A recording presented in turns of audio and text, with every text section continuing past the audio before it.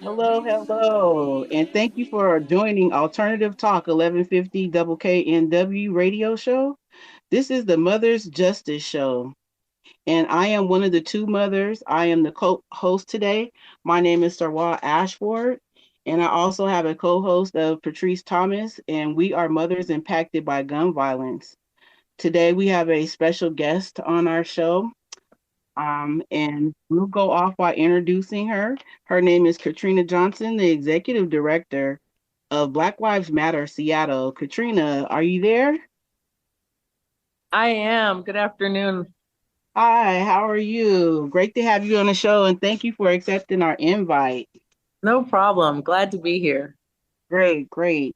I guess we'll really start this conversation off, and this also always needs to be a continued conversation as we try to figure out best ways to serve our communities with servitude and help um, with the same mission involved with ending gun violence and also offering support to survivors of violence. I'd like to start off by asking you a question. Could you share briefly your personal story with us about how gun violence has impacted you and what fuels you to stay committed with your organization to help end gun violence? Great question. I'm born and raised in Seattle, so I just kind of grew up in the Central District, not the Central District we know today, but the real Central District. And so I've always been around gun violence my whole life. But what brought me to this work, uh, my cousin Charlena Lyles, in 2018, June 18, 2017, was killed by law enforcement. She called the police to report a burglary, and she ended up losing her life that day and her unborn child. And so that's what brought me to this work. Um, and through all of that, turning all that pain into purpose, I took the helm as executive director of Black Lives Matter Seattle King County in April, to continue doing the work of making sure that gun violence, because police violence is also gun violence, right along with community violence. It's still gun violence. And so making sure that families feel supported, making sure that in the midst of all that trauma and pain, you actually know what to do, because your brain just kind of stops working when you experience that magnitude of trauma. Very true. Very true. And I just like to say that also extending my condolences like I have to you before.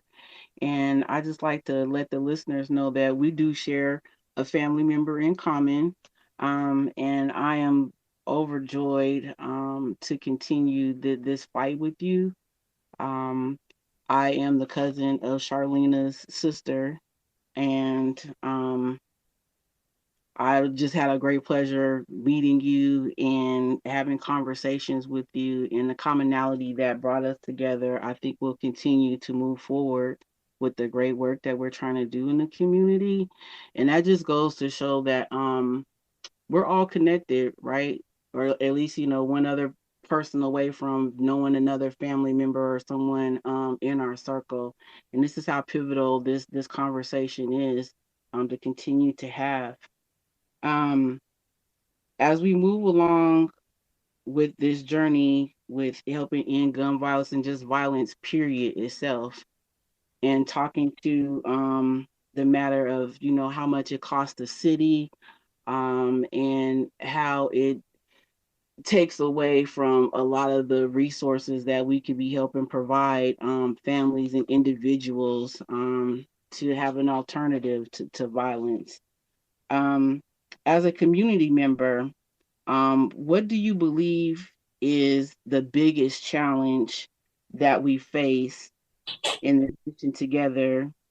And where do you feel the support is most needed?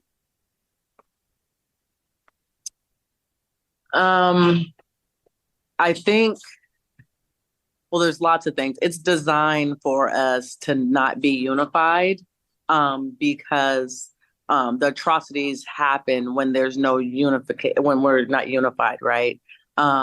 Where one person thinks that they have all the answers and everybody else is subsequently shut out. But if we are inclusive about what we're doing and knowing that we can come in at several different intercepts to help young folks, then we'll better be able and more equipped to tackle the actual issues that are plaguing our communities. But I think that it comes back to, and no one wants to talk about it, like the inequity is in pay, right?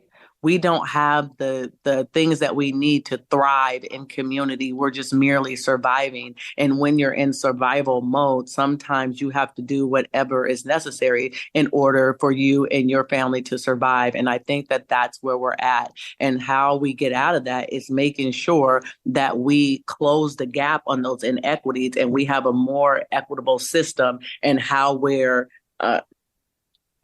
going through life in general, but definitely when we're talking about Black and brown folks, right?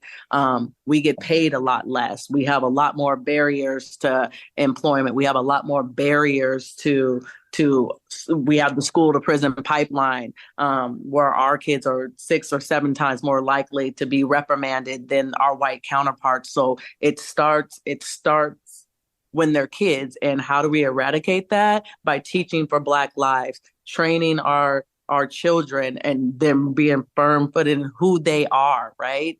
And having things, we assume that everyone can pay to go to the Boys and Girls Club. We assume that everyone has money to do those things. And that's not a reality for some folks, right? So if you have nowhere to go, you have nowhere to land, then you're left to just be out in the streets. And then what, right?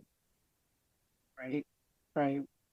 So what I hear you saying is you feel that intersectionally, dealing with our younger youth in situations where they can have a voice or a seat at the table and can express to us some of their needs, to where we can help build community around that and help, like you said, eradicate some of this behavior, um, so we can have a better resolve and a solution in safer communities. Absolutely. I think that everybody is going through life and everybody is struggling in some form or another, right? But Right. how do we as a community go back to that village mode, right? You might be able to do this piece. Maybe I can feed you, right? Maybe I have somewhere for you to land. Maybe I have an after school program. Maybe I might get paid an extra few funds that I can kick towards somebody else being able to go inside somewhere where they're not outside, right? Where are we having these conversations with our young folks? Where are they happening? Right, I agree with Katrina. It takes a village to raise these kids because gun violence is a major destruction in our city right now.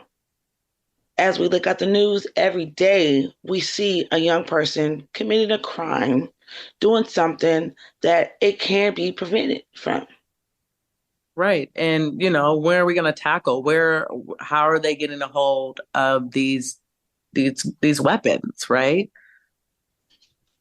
Yeah, to me, it's like unacceptable. Like, I feel that we should know where our children is at all times. But when our kids leave, we don't know. They may tell us something, but be somewhere else. And I that's when the parent get the phone call. Well, yeah, and you have to think sometimes we have single moms out there that might have to work 1 or 2 jobs because the median income to live in Seattle is $72,000. So Right. that's about what we're talking about. Sometimes these parents have to go to work so that they're able to keep a roof over their kids' head. And so Mhm. are not able to be there and they're trusting them to do the right thing. But sometimes that gets a little convoluted through all kinds of things. Right. Yes, I totally agree. I totally agree. I think that we can also spread out in the spectrum that, and you made a really valid point about, the medium, the income that's needed to be able to survive and live and provide for your children in the city of Seattle. And a lot of things cost money. Sports cost money. It costs $5 just to ride the bus one way in a day, actually $10 in a day. Um, and a lot of parents don't have the luxury of being able to provide. I really feel like as a community, there's more that we can do instead of leaning on the processes that are there or the organizations that have been built over the years. I think it's time for something innovative to happen. I think it's going to take a lot of parents that would like to, you know, take lead. We need more adults and accountable adults standing up for our children and creating safe spaces and ways for them to be able to participate in activities positively after school, during the weekends, and at nights. And I would love to see our community, and just one community at a time. It'll take a commitment, a level of commitment that is very selfless, and an act of servitude, um, to be able to make this change. We can no longer continue to lean on what has already been provided for us that really isn't working for us at this time. Right. And what would you say to that? Like, I just feel like, when you say the why and football and cheerleading and all these things cost extras, like a Who's lot of money that a lot of us, parents may not be able to afford for our children. And so we're going to have to get creative. And I wonder what that creativity can really lend to, or what that looks like. Would you I, have any ideas about I that? mean, for me personally, I think number one, folks have to stop looking at these kids as dollar signs. Okay. And actually, whether you're getting paid for it or not, really want to serve these children. There are some great, dope organizations out there that are doing the work. I don't think that we necessarily need to come in with something new, because there's folks already out there on the ground. I think that all of us have an expertise that we're really good at, and making sure that it's all part of the ecosystem, right? Why do something that someone else is doing? Let them do it and let them be great at it. Here's where I can put my greatness to, right? Here's what I can do, and here's how I can serve, to make sure that these kids have what they need, right? I think that we have to look at it collectively and figure out at what intercept we can reach these kids. Sometimes we're after the curve because something's already happened, but ultimately we want to reach them beforehand, right? So it has to start at even elementary school, right? And we as parents, adults, community leaders have to stand together, and not there to show up when the cameras are out, not there to show up when something bad happens. Day in and day out in the trenches, showing up for these young people, so that you're building trust with them, so that they'll be able to come to you when there are tough things. If they don't trust you, they're not coming. Right, right. These But are we do have the parents that do support the children at the same time. How can we really support them to make sure that their children don't go astray? Because it takes two. Right. I mean, support looks like a lot of different things to a lot of different people, right? Mm-hmm. Mm-hmm. And so I don't think there's one way in which someone is support to me might look different. Maybe I need some help with childcare after school, or a place for my kids to land after school until I get home from work. And I might not be able to afford what that looks like, right? So that might be the support I need. Maybe somebody needs before school childcare, and that sort of kind of thing. Maybe somebody's going with the wrong crowd. They need a big brother, big sister. Like, it looks different to different people. And that's why we have to be able to come together and have those conversations, those honest conversations, so that we can figure out what is going to be best for each individual child. and think about how we can go about it holistically, right? And the people that are going to be able to tell you that the most are the kids. We're just doing what we think is best for those children. Are we asking them what's best for them and what does that look like and how does that work for you? If we're not asking them those questions, then we're not going to be anywhere closer to a solution. Totally agree with you. Well, we're getting ready to go into a break and we'll return with more questions for Katrina Johnson of Black Lives Matter, Seattle, King County. And we'll return in shortly. The Mother's Justice Show is brought to you by H.G. Walden and the Virtues Healing Circles. Join us for Wisdom and Wellness with Reverend Walden, a monthly virtual and in-person healing circle that focuses on community healing and growth. Learn more at virtueshealing.com. That's virtueshealing.com. Also, be sure to join our healing group on Facebook. Again, visit us at virtueshealing.com today. Thank you. Thank you. You are now listening to the Alternative Talk 1150 KKNW Mother's Justice Show. We have a guest speaker today, Katrina Johnson from Black Lives Matter, Seattle, King County. And we'll continue with our conversation. I also wanted to put a plug in there that we are having the 12th annual Mother's Justice Breakfast. That will be on November the 7th, early in the morning at 7 a.m. If you are interested in attending, you can call 253-260-4250 or reach out by email mothersbreakfast@gmail.com. Well, Katrina, back to our conversation, and healing is the core and the central theme of a lot of us that do this work have experienced and still are going through healing journeys. I am interested in hearing, and we spoke about this a little bit already, touched on it some, about building out an ecosystem in place of the process to for healing and grief.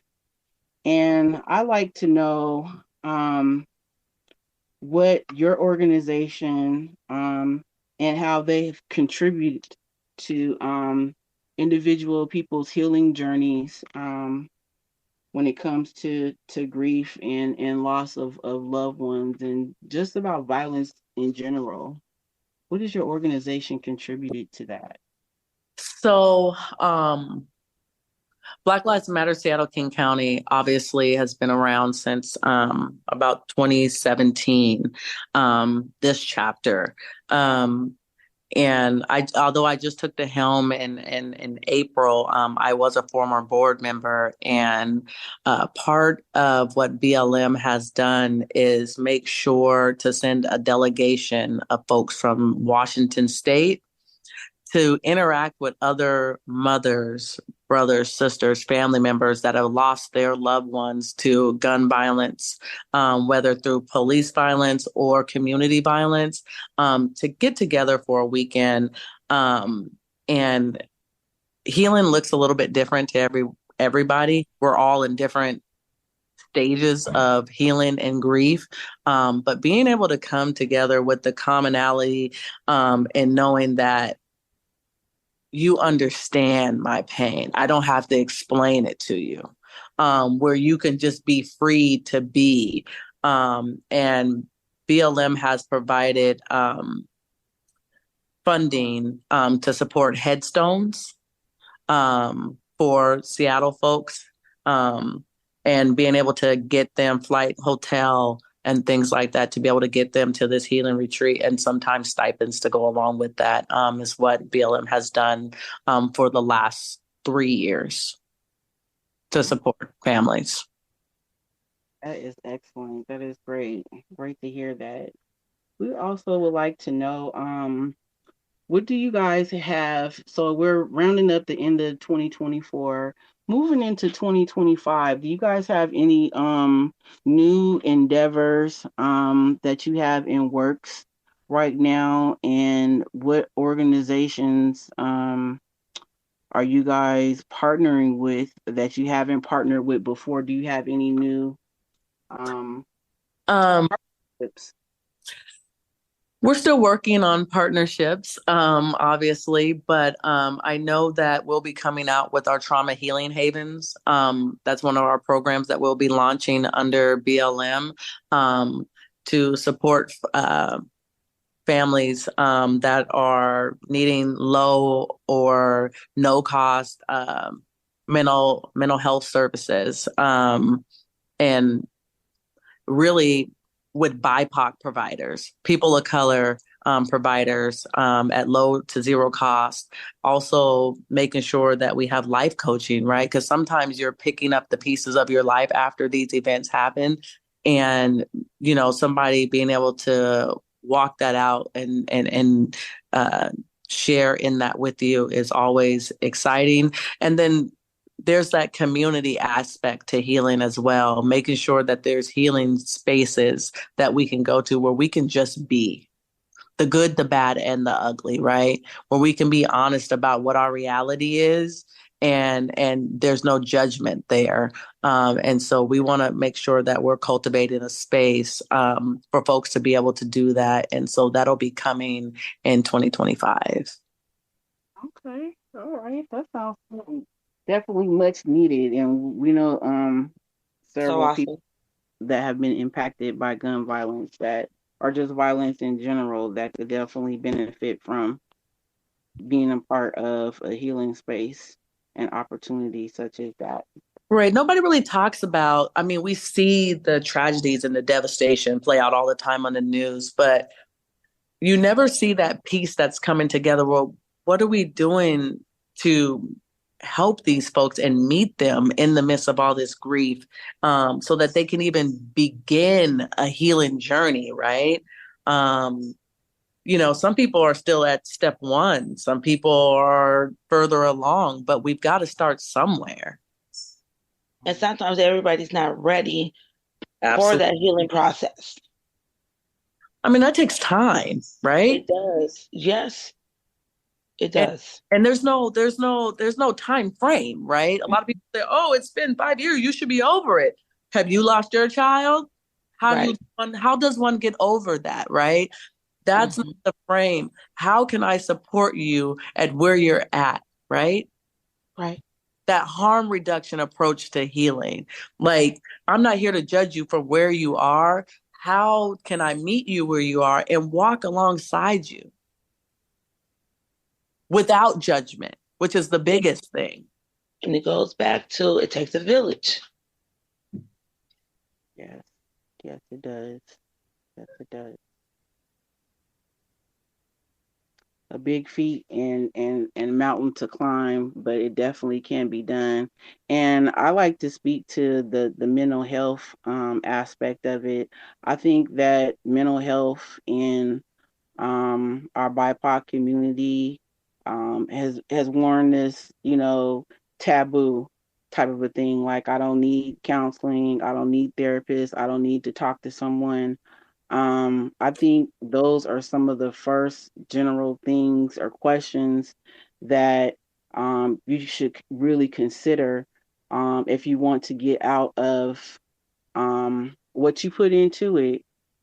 None of us um, have the exact, words or wherewithal at all times to be able to, help another person navigate. And I think that the professional care needs to be put on a top tier when we're talking about, healing, because that's part of it. Psychologically, there's a lot of damage and a lot of things that people have to work through.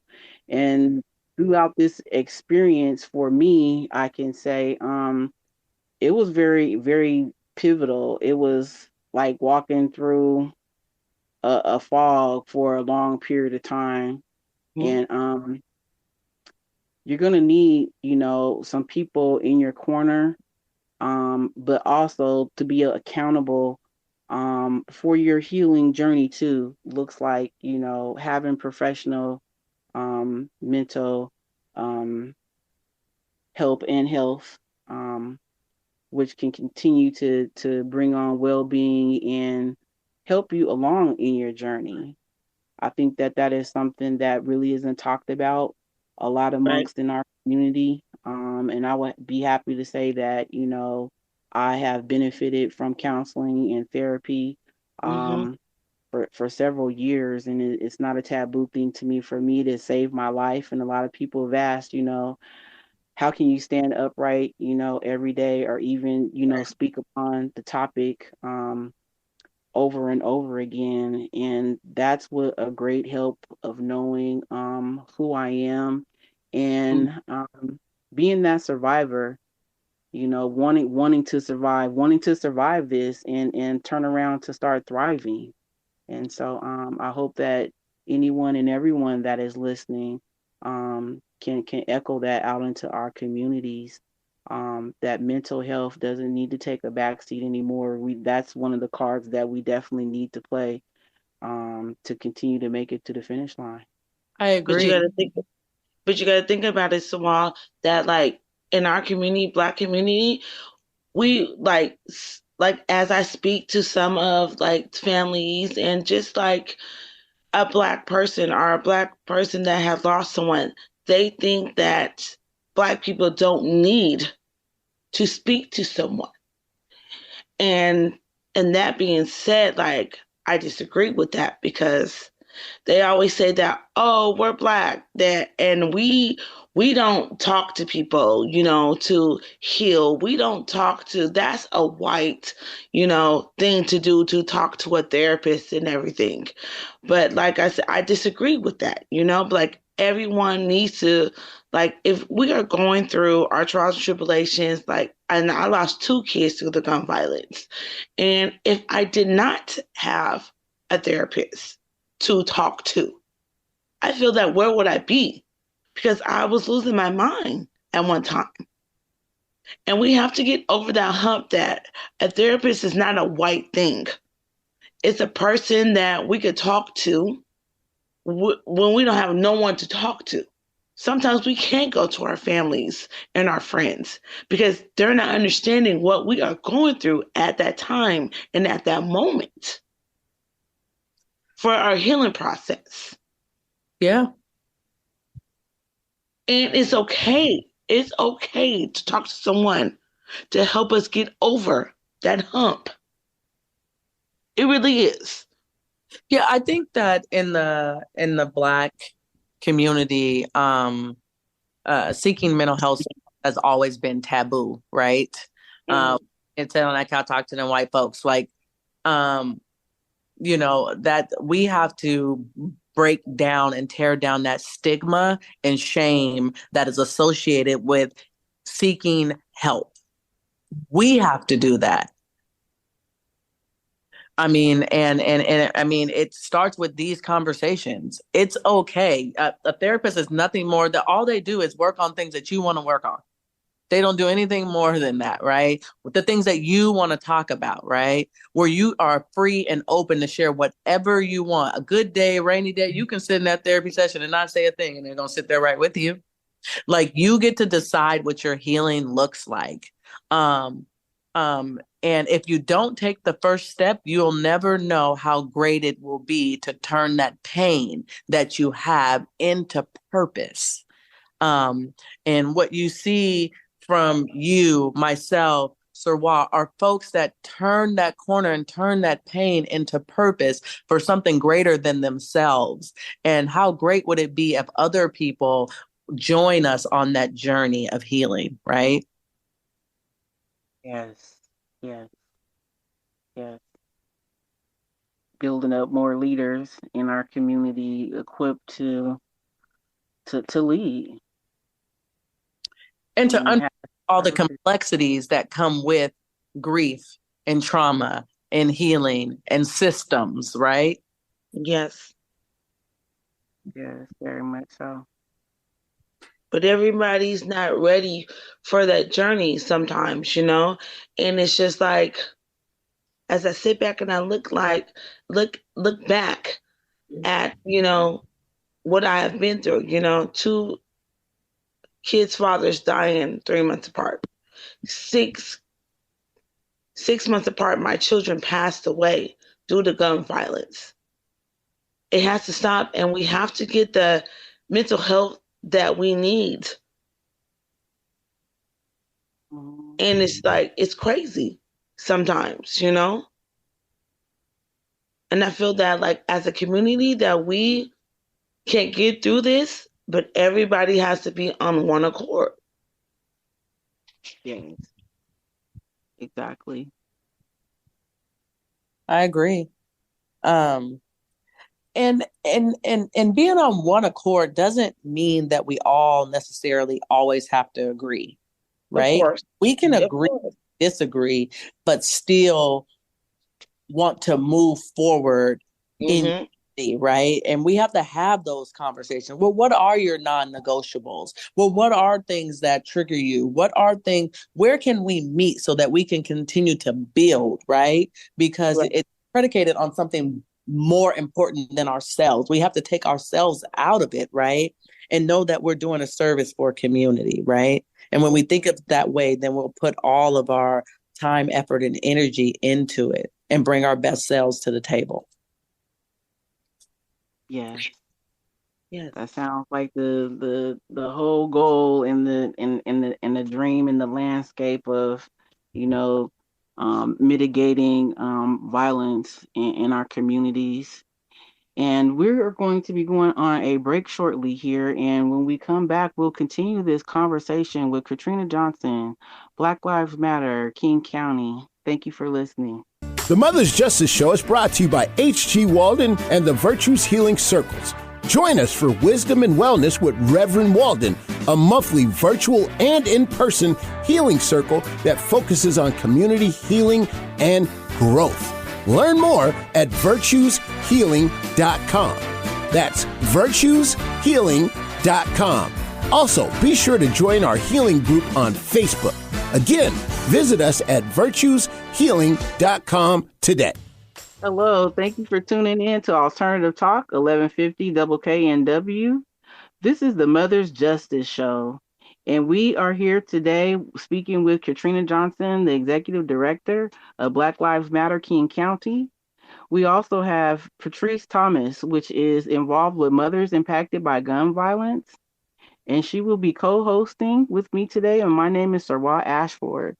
I also want to give out a plug to make sure that we all know that we need to get out and vote. We cannot sit by any longer and complain about things and not participate in voting. So make sure you get out there to the ballots, turn your ballots in, encourage family members to turn their ballots in, and check on other people that may have questions about some of the questions that are on the ballot in the levy, and make sure you get out there to vote. Okay, so we are back with the Mother's Justice Show, and I am going to pass the baton over to my co-host, Patrice Thomas, of Mothers Impacted by Gun Violence. How are you, Patrice? I just want to thank Katrina Johnson for coming in for our first, show. And Katrina. Yes, ma'am. Healing and the Central team, the team for many of us who have lost loved ones to gun violence. What does healing look like to you?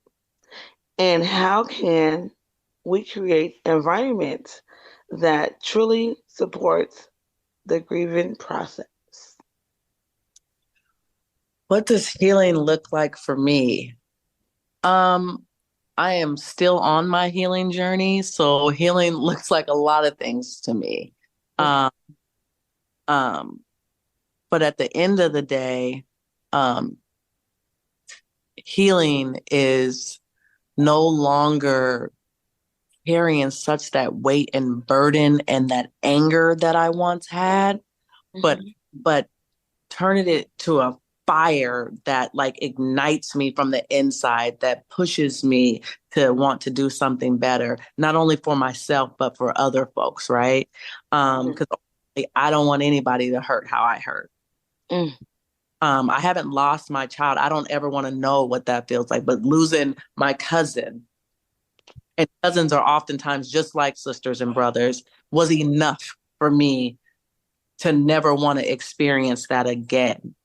And so healing looks like turning that pain to purpose, turning that pain into something greater than myself, and ultimately making sure that we can keep people safe.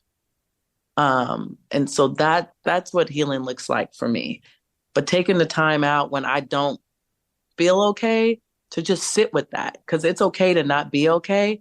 You just can't stay that way, right? But it's okay to not be. I don't know how I'm going to feel after next week when it's time to vote. I don't know if I'm going to be okay. I mean, I'm just talk about it. Like, people's mental health is going to be shot next week. Like, we're already, we already know that. Yeah. you know. So there's going to be a lot of folks that are just going to be walking around like, what just happened? It's so uncertain, right? And so, you know, does that mean that there's going to be a spike in more police violence? We don't know. Is there going to be a greater spike in community violence because of the fallout from the elections? We don't know. But making sure that we have these conversations and we build these spaces where we can help people, with just providing a space where they can just be and be safe.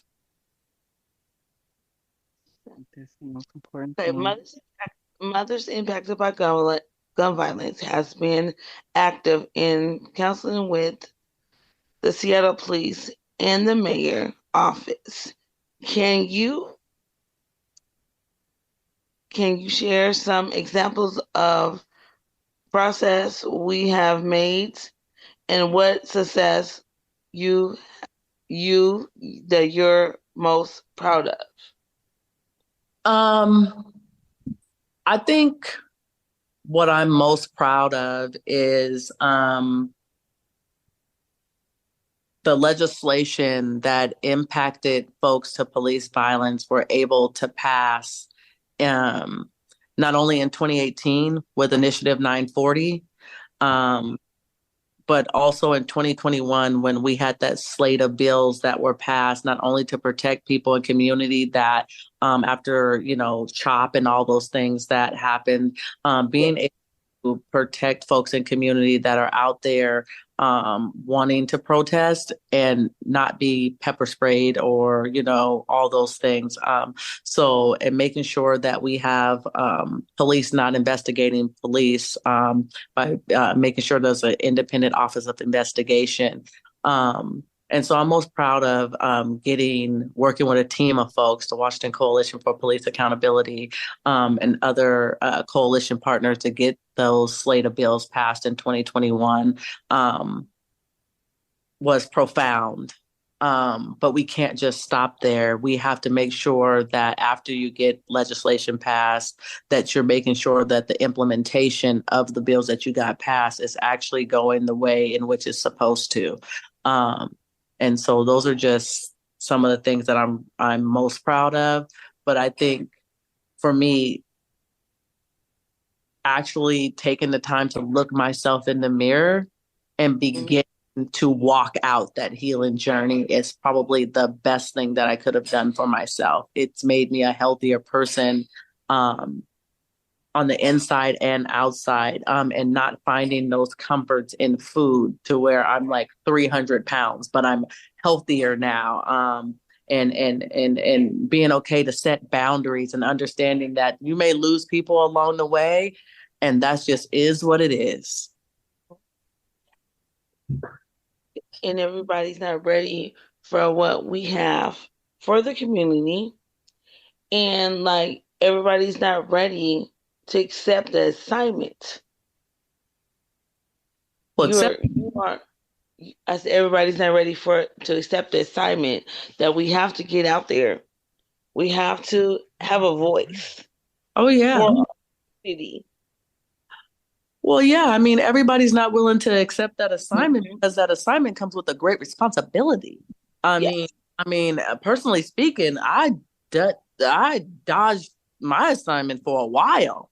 yes, I you and I didn't, have both. I didn't want the responsibility, Mhm. but then you realize that that's what your purpose is, and you got to stand and walk in that, Yes. and then you just show up. Yes, and so I would tell you that I didn't like when I first started. We started Mothers Impacted by Gun Violence. I didn't talk to no one, no one. I just sat back and I just looked and I just watched. But when I understood my assignment, I knew this is what I needed to do to reach out to other parents that has lost loved ones to gun violence. And I'm good with that. And I accept it and I'm approaching it gracefully and I love it. I love it. It's I a do. beautiful thing to be able to walk in your purpose, and I love that for you. Um, and I'm it's a pleasure to be able to come on here, and do this podcast with you all. And I'm so excited for what God has in store for you all, as you continue to walk out your purpose. We Thank appreciate you. you for coming. Thank you. Because if it wasn't for you and a couple other people, I don't know where I would be, Katrina. And I thank you for coming. You're welcome. I mean, that's ultimately what we need. We have to meet people where they're at. Mm-hmm. And seeing you this year, and I mean, you've been coming to these for the last 3 years, but to see the growth in you over these years, it was amazing to watch. I was really, really proud. And Choose mine. Thank you. showing the first year, right? Yeah. Has to be no judgment, just love, Right. no matter where you're at. Yes. And the person comes along when they're ready. Yes. When they're ready, we can't force somebody to be ready. Right. And I appreciate you. I appreciate you for always being there for me. I love you for that. Well, I mean, I think that's we need more of that. You have my back, right? If you Yeah. have my back, then you really got my back, and we're in this together. Like, people want to be allies. I don't want allies because they pick and choose what they're gonna do and what they're not. I need accomplices, people that are willing to just be down like four flat tires and gonna support me no matter what. Right. That's what we need. We have to be able to show up for people day in and day out. Yeah. Continue to build. I think I like to add to what Katrina has expressed. Patrice, just personally, I didn't know of Patrice before I got involved with Mothers Impacted by Gun Violence, and we've been there for each other through a lot of ups and downs, court trials, disappointing information, um, little to no support in certain areas of our journey.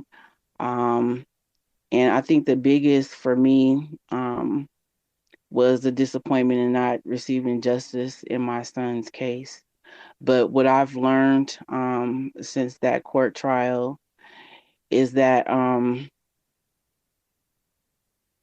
I wouldn't have been any closer um, to getting any further in my healing journey and being forced to accept um, the outcome and to be able to build off of that pain and to find a deeper understanding.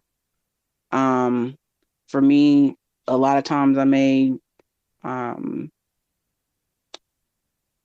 say that my son's murder case is a lot like an unsolved case because I'm still having to deal with this person walking freely amongst us. And just 3 days ago, my daughter was horrifically startled by seeing the guy that murdered my son at the Safeway Rainier Beach. Mm. And it just tore my heart out to know that this is something that we continue to have to rebuild and have to deal with. This is a different twist. We're past the court case or whatever, and being able to provide some type of solitude and togetherness with my daughter. And she's so young and impressionable that I don't want her to feel like the system has failed us. I've had that conversation a lot because for my daughter, the Charlene Lyles case was a very pivotal turning point for her.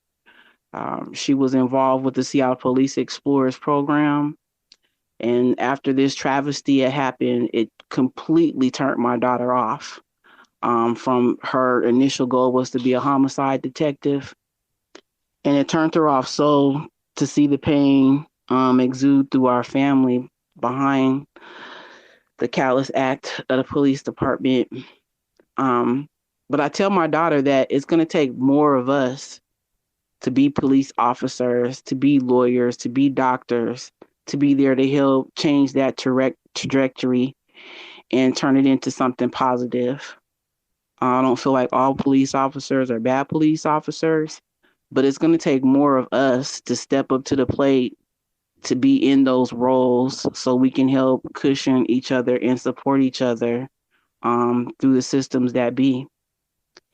And with that, I like to ask, does anyone have any closing statements or any plugs that they would like to give out before we close out our magnificent show that we had in conversation that was so endearing and needed? I just feel that we have to stand together. If we stand together, we will be more powerful than anything. Gun violence is it's out here. And we don't want our children to go out to, commit a crime or anything. But if we don't know what they are doing at that time or know what they're doing, because you know how these kids are, because I have a 19-year-old and a 17-year-old. Sometimes they don't even want to talk to me. But if we could just let them know that, if you could just talk to me before you go out and we could make them safe and let me know what you're doing at all times. So I know what you're doing. If something happens, I have your back. But if you're doing something that you're not supposed to be doing, I'm going to guide you in the right direction. Yeah. I think that, sometimes kids, I have a couple, they don't want to talk. We do. But if you don't want to talk to your parents, I want you to be able to talk to somebody. Mm-hmm. I want you to be able to have a safe space with somebody if it's not your parents, right? That you know and you can trust and you can run things by so that you can make the best decision that could ultimately, affect the rest of your life, right? And I think that these young minds aren't fully developed and they're making split-second decisions instead of making the best decision in a split second, which there is a big difference between the two. And so that's kind of the place in which we have to work. We have to get them from making these split-second decisions that oftentimes you hear law enforcement officers talk about, I had to make a split-second decision. No, you didn't. You needed to make the best decision in a split second. Mm-hmm. But ultimately, I look forward to partnering with you all and continuing to walk alongside you guys in your journey as BLM SKC rebrands and relaunches.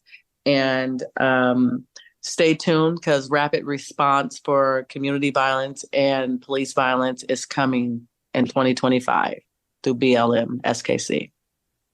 Right. Well, we want to thank you, Katrina, for joining us on our first broadcast on the radio. And we appreciate you for everything that you have helped us in our healing journey. You are absolutely welcome. Likewise, I ditto that. And thank you again so much. And I'd like to announce again that we are having the 12th annual Mother's Justice Breakfast at the Royal Esquire on November 7th at 7 a.m. in the morning.